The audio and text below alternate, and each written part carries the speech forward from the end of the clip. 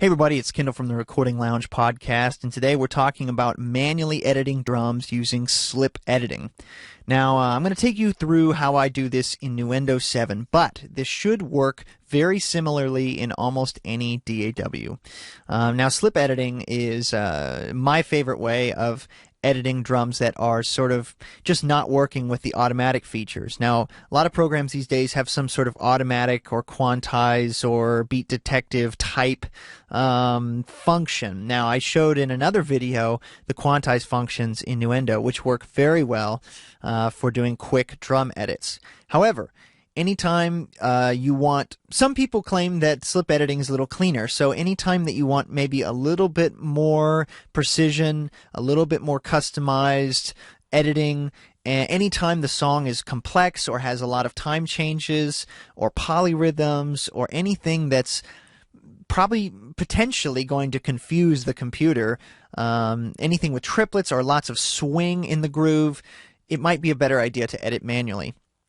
That all being said, you don't have to edit at all if you don't want to, but I wanted to point out it's really important to do your editing early in the process. As you can see here, all we have is a scratch track and our drums. These are our live drums, our real drums, and a scratch track. We're doing this so that when other people come to record bass, guitar, keys, they don't have to worry so much about being on with the click because the drums will be edited and they can focus solely on editing, or excuse me, on playing to the drums.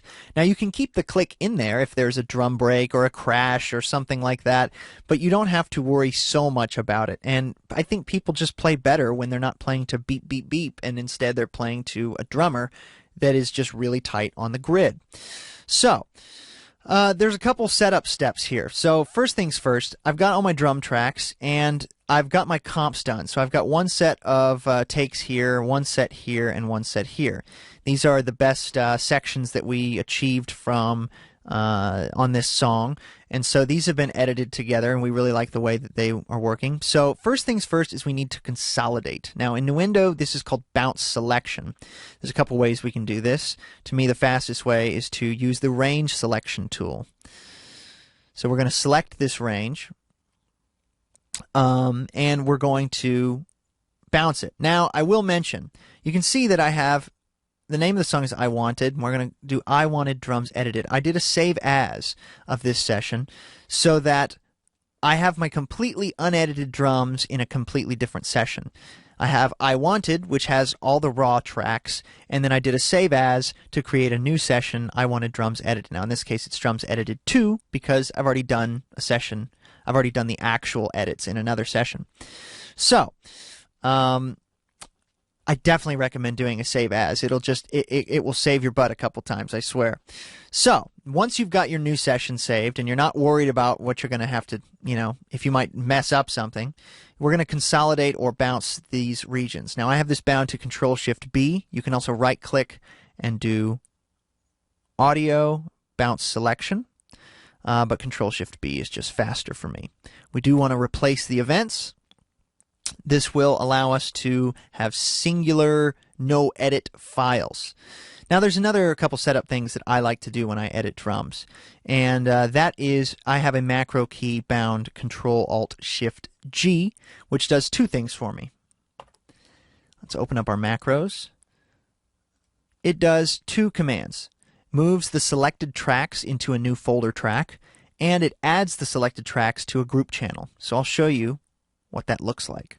We've got our selected tracks, Control-Alt-Shift-G. We're going to create a new group track. We're going to call this drums. Okay. Now we've got our tracks on a bus, and we've got them in a folder. I'm going to call this drums. Now, folders are really great in Nuendo. They allow you to really clean up your session. And in Nuendo 7, you can actually still see the audio files in those tracks, which is really nice. And it kind of keeps it nice and clean.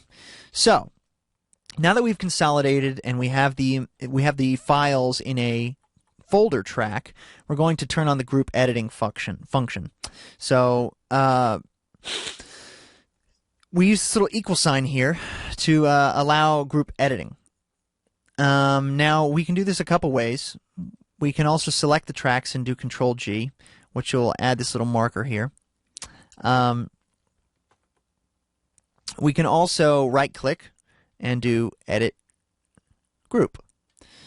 So I like to use the group editing function. Now, if you have files that are out of sync with each other, meaning let's say you had some space edited out on the toms, this will not work, which is why I recommend doing this consolidated. Consolidate your files first, then turn on the group editing. And it will warn you if the files are out of sync and say group editing might fail. So now we're ready to pretty much edit. The next thing we need to do is set these up as transparent events. Now on my system I have it set to Alt-T, which will make the events transparent. And that's actually a preference. If we look at our key commands, we can see that it is under Preferences. Okay, you can bind Event Display. I bound mine to Alt-T. That way you can see the events and the grid underneath. And of course you can adjust the saturation and color of the grid in your preferences. So, we're pretty much ready to edit, but let's listen to the drums first.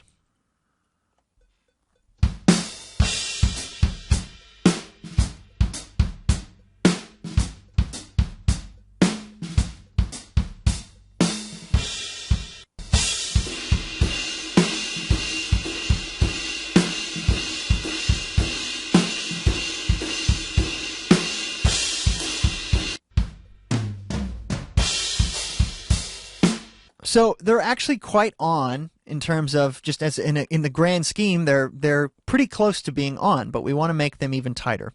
So here's what we're going to do. Make our events transparent. We're going to go back to our regular edit tool here, and we're going to adjust our grid. I usually like to do 16th. Now, there's something you need to make sure that you have if you're in Nuendo.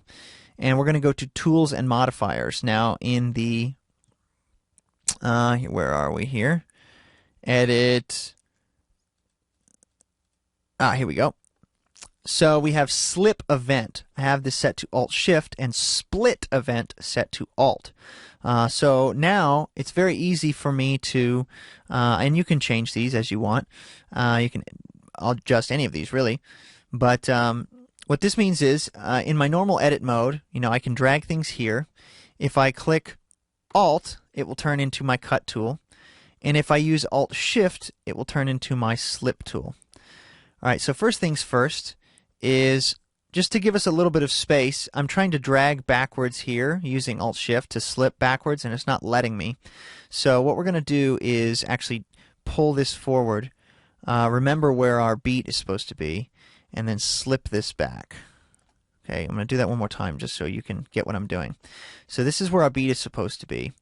But if I make an edit here, I can't pull it back anymore. I can only go this way for now. So we're going to give ourselves some space. I'm going to pull it back to where our cursor is. Now we can delete what's here before. We don't need that. And start our edits. So basically what we want to do is arrange our tracks to where we have our primary edit tracks in one section. So I'm going to color these a different color just to make them stand out a little bit more to me. I've got kick, I've got snare, I've got rack, and I've got floor, which is really what I need to edit most of the time. Very rarely do I need to go in and edit, the overheads. It makes more sense to me to edit to the close mics because the overheads and room mics will be behind, and so my cuts will not interfere. So I can make pretty close cuts on the close mics and not worry about the overheads being messed up. Now, sometimes you will need to go in and edit the hat track. It just depends, which is one of the reasons I record a hat track, just in case. So, first things first. We're going to pull in here and see, make sure that our transient lines up pretty close to this bar. Now, there are many different viewpoints on this. Some people would say that you should edit this high part here, this high part of the transient to the front. I disagree with that. I try to edit it right before. This is our bar. So I try to edit just whatever that transient starts with. I try to edit it right before. And depending on your preference and how much you've done this, you don't necessarily have to zoom in that far. All right, you can really just zoom in about, let's see, maybe this far. would probably work in most situations. So I've got my snap off so I can freely cut without being locked to the grid. So what we're going to do is zoom in a little and edit our next hit. Now 9 times out of 10, this is going to be right next to our, it's going to be the closest bar next to the hit that currently is. So we can adjust our fades. Now notice what happens here. As I bring this fade out, you can start to see this is where the snare hit would have been. So we want to make sure that this fade is happening before that. Alright, now you can also adjust your auto fade settings in Nuendo 2 ways. We're going to do it the fast way. So we can adjust this, we can double click the fade and now adjust our length. I'm going to adjust this to 0.005 seconds. I'm going to click as default. Alright. You can also adjust this in Project Auto Fade Setup. Now we're going to scroll along and do our next hit. Next hit. And we're just going to keep going on this. And the more you do this, the faster you will get at it. And remember, I'm primarily focused on these bottom 4 tracks.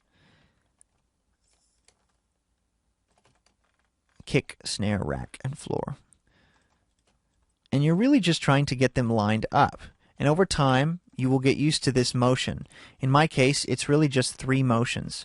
I'm using Shift to scroll along the timeline, Shift and mouse wheel here to scroll along the timeline.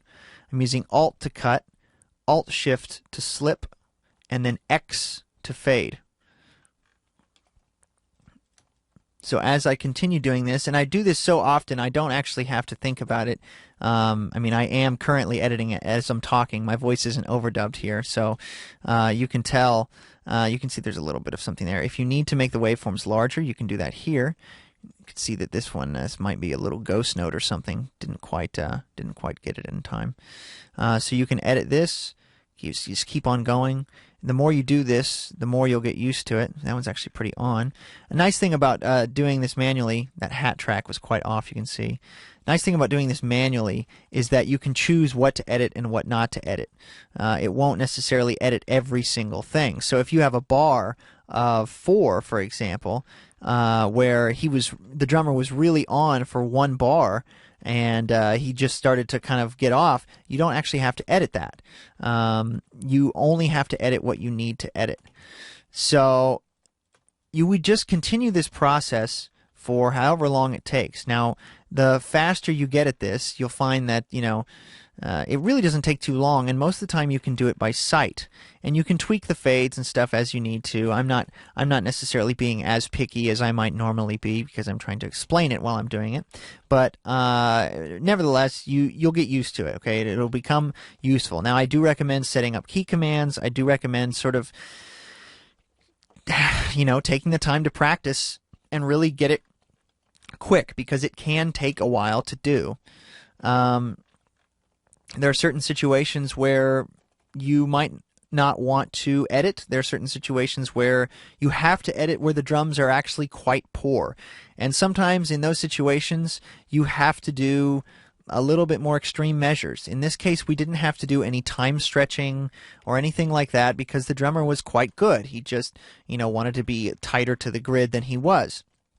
But if you have drummers that are having trouble even, completing certain fills, or they always are rushing a build, or they're doing something like that, you might have to get into time stretching or, elastic audio type functions, and those aren't that fun, I can assure you.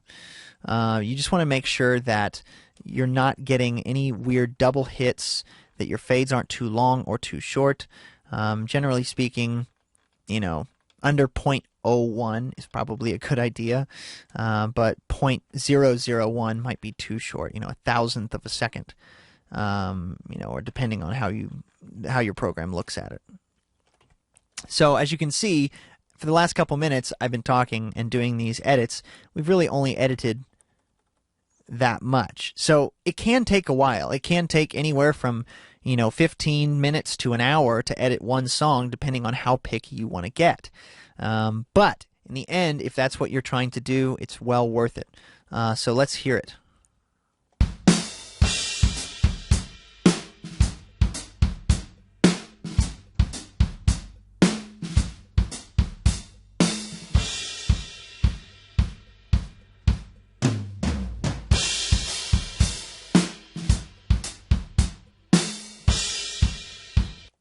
Much cleaner. Thanks for watching. Check out the Recording Lounge podcast, and I will talk to you guys next time.